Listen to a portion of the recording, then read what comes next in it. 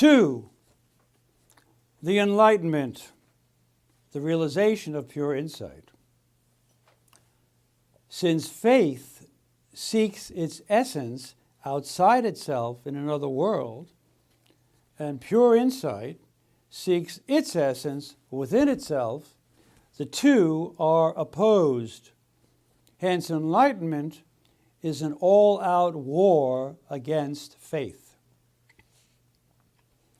A, the struggle of the Enlightenment with superstition. Enlightenment thus regards faith, quote, to be a tissue of superstitions, prejudices, and errors, and the mass of people are the victims of the deception of a priesthood, which is in cahoots with despotism, end quote. Enlightenment attacks faith on 4 points. 1, Enlightenment first claims that the God faith reveres is just the creation of its own consciousness. Faith, however, doesn't dispute this, since it is, quote, directly related to its object and aware that it is one with it and in it, end quote. Further, God is the spirit of the community and is so only by being produced by consciousness. But for faith, of course, this is not the sole ground of spirit, of God's existence. 2, because faith's God is manifest to it in picture thoughts, insight claims that the God faith worships is a piece of stone, a block of wood, or a piece of dough, the host. But faith says it in no way regards its object as any type of temporal or sensuous thing. 3, Enlightenment also attacks faith in that the ground of its belief is in the past, quote, basing its certainty on some particular historical evidence, which even lacks the certainty of contemporary newspaper accounts, end quote. Faith counters that, on the contrary, it finds its certainty within itself and not in ancient documents, for it is the Spirit itself which bears witness to itself. 4, Enlightenment also finds foolish the believer's fasting and denying himself natural enjoyment and pleasure as a means of rising above natural existence. But insight here is clearly in the wrong, says Hegel, since it implies that no attempt to rise above natural pleasures is meaningful and, quote, thereby saves itself the trouble of actually accomplishing the liberation from natural aims and impulses, end quote.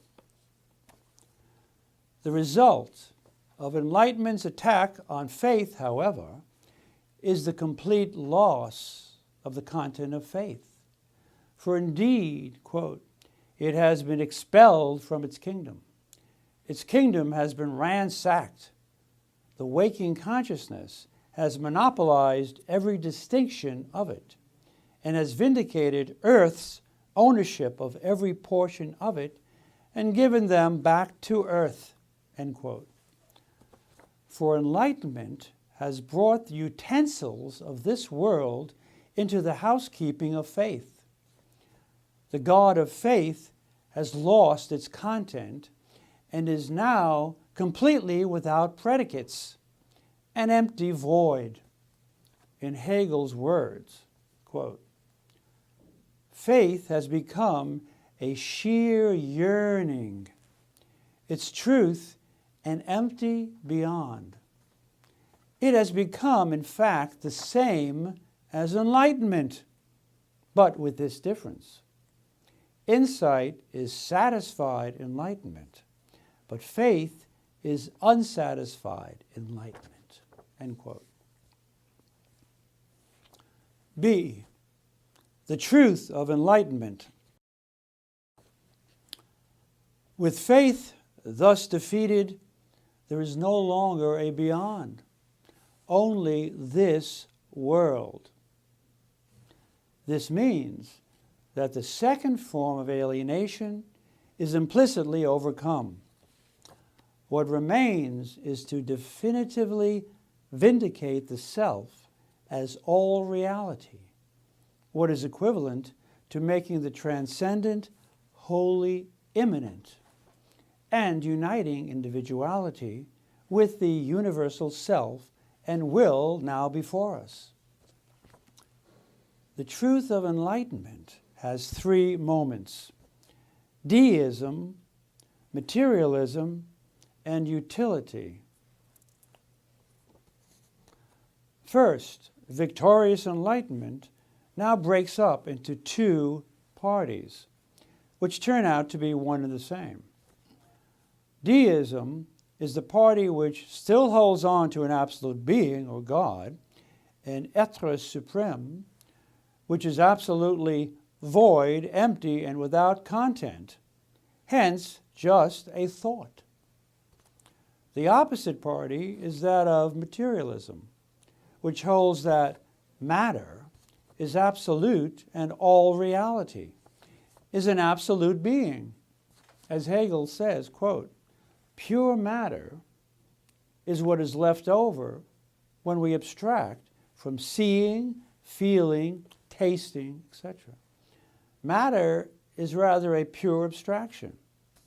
Indeed, it is also just thought, pure thought itself as the absolute," end quote. It is in utility, Hegel says, quote, "that pure insight achieves its realization and has itself for its object," end quote, as Hegel echoes at the end of the book. Quote, "The thing is I, and nothing more. Things are simply useful and to be considered only from the standpoint of utility. The cultivated self-consciousness, which has traversed the world of self-alienated spirit, has through its self-alienation produced the thing as its own self. The thing is only a being for an other," end quote. That other being the self itself. Hence, being for another is being for self. Hence, nothing but the self, as universal self exists. Hegel concludes, quote, "The universal self is the self of itself as well as of the object, and spirit comes before us now as absolute freedom. It understands that its certainty of itself is the essence of all the spiritual spheres, of the real as well as of the supersensible world. The world is for it simply its own will, and this is a general will," end quote. 3. Absolute freedom and terror. Thus, quote, "this undivided substance of absolute freedom ascends the throne of the world without any power being able to resist it," end quote. To recap, we began B's self-alienated spirit by pointing out the two forms of alienation that had to be overcome in order for spirit, for reason, to realize itself as all reality.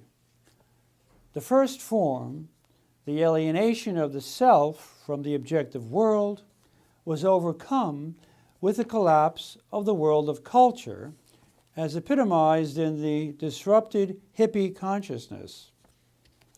The second form of alienation, due to the split of reality into two worlds, the present and the beyond, was overcome with Enlightenment's victory over faith and consummation in utility and the universal will.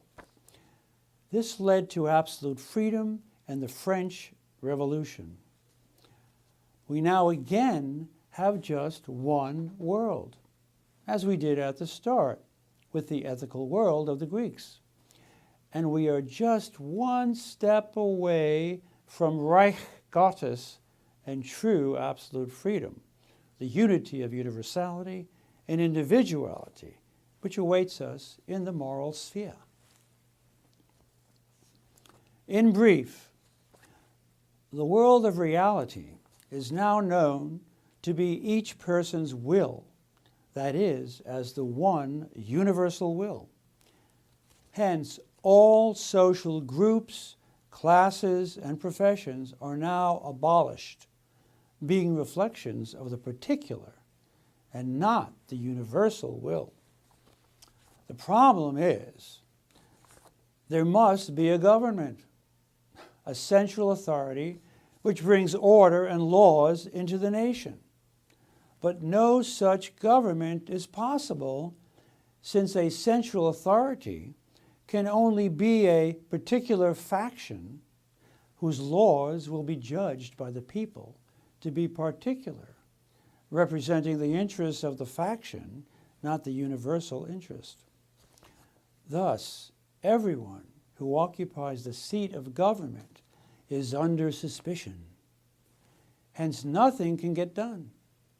Quote, "The sole work indeed of universal freedom is therefore death, death by guillotine, the coldest and meanest of deaths, with no more significance than cutting off a head of cabbage or swallowing a mouthful of water."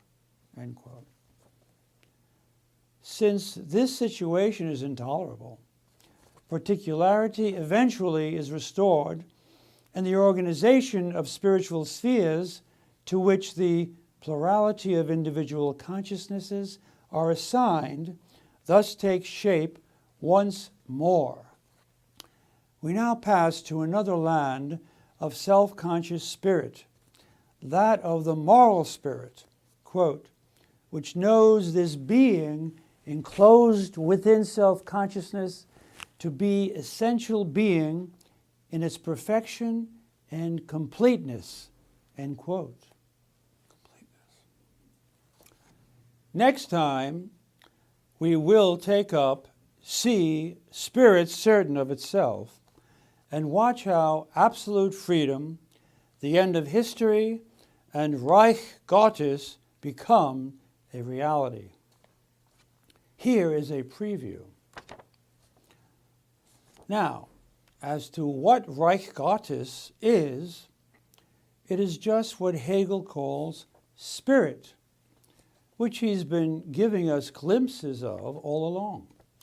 The first time in B, Self-Consciousness, where he describes Reich Gottes, spirit, as, quote, "a unity of absolute substance in which all the independent self-consciousnesses enjoy perfect absolute freedom," end quote. Reich Gottes is just a community, a world community, in which each independent self-consciousness is recognized by everyone and is also, being the concept, immortal and indestructible. Again, this is true because, as H.S. Harris also says, the concept is the self. They are one and the same. And the concept is alles, all reality and the only reality. As to the question, when is Reich Gottes in the Phenomenology achieved? Briefly, although it seems to happen only in the last chapter, Absolute Knowing, because Hegel says it happens when religion's content and picture language receives morality's form, that of the concept. In fact, on our view, it happens at the end of morality in evil and forgiveness, with the reciprocal recognition that Hegel calls God, which is something, however, that we, the phenomenologists, know, but not consciousness itself. It will know it only in absolute knowing. This is clear in view of Hegel's remarks at the beginning of Religion, where he says, quote, "We now know that spirit in its own world, in the here and now, the result of BB spirit, and spirit in religion are the same," end quote. And this is Reich Gottes, the unity of heaven and earth, religion and the present world.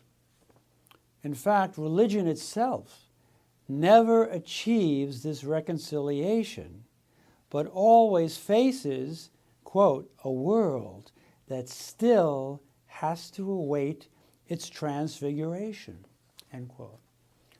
Only when religious consciousness advances to absolute knowing does it achieve this unity and reconciliation.